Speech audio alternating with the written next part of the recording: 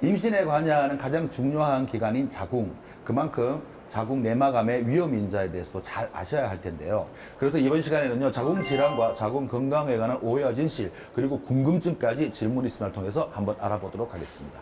교수님, 네. 교수님께서 앞서 스튜디오에서 자궁 내막암의 위험 인자에 대해서 자세하게 설명을 해 주셨습니다. 네. 그런데 이런 이야기가 있어요. 갑상선 질환도 자궁 내막암 위험 인자다, 이런 말이 있거든요. 이건 좀 말이 안 되지 않습니까? 왜냐하면은 위치도 조금 멀고, 그런데 이건 말도 안 되는 정보죠? 말이 될 수 있죠. 그래요? 네.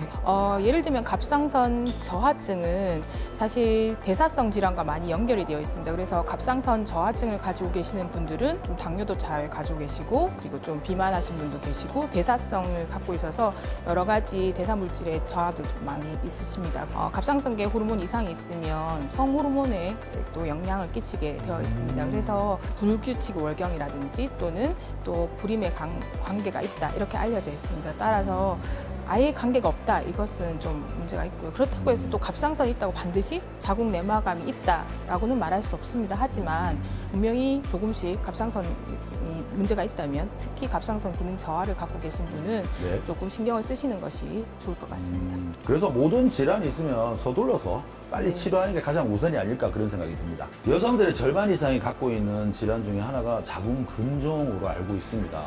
좀 걱정이 됩니다. 자궁 근종도 암으로 진화되지는 않을까? 이런 걱정이 되거든요.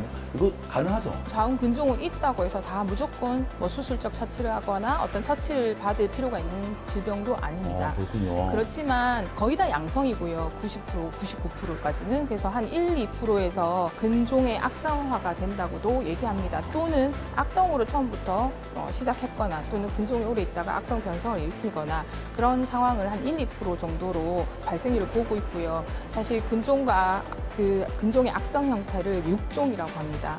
이 구별하기가 조금 쉽지 않습니다. 그래서 갑자기 크게 커졌다거나, 또는 갑자기 자궁 근종 안에 혈류가 많아졌다거나, 또는 특히 폐경기 여성이 그냥 근종을 수술하지 않고 놔둬도 된다고 했을 때 계속 그 크기로 유지된다면 사실 큰 걱정을 안 하셔도 되는데, 갑자기 폐경기인데 근종이 갑자기 커졌다거나 이런 경우는 뭐 그런 경우가 100% 암으로 바뀌었다는 아니지만 유의해서 봐야 할 정도입니다. 아무리 99% 정도는 별 크게 문제가 없다고 하나, 그래도 의사 선생님의 진료를 한번 받아보는 것이 가장 중요하지 않을까 생각합니다. 선생님, 그런데 제왕절개로 출산하신 분들 같은 경우에는 자궁 근종에 노출될 확률이 높다고 하던데, 그것도 사실인가요? 그건 좀 근거가 없는. 근거 없습니까? 명확한 근거가 없는 얘기인 네. 것 같고요. 네. 이제 거꾸로 근종이 있는 분들이 제왕절개율이 조금 더 올라간다고는 보고되고 있습니다. 그렇지만 반대의 얘기는 조금 근거가 없지 않나, 이렇게 여기 이제 생각합니다. 순서가 바뀌었군요. 예, 그런 것 그렇군요.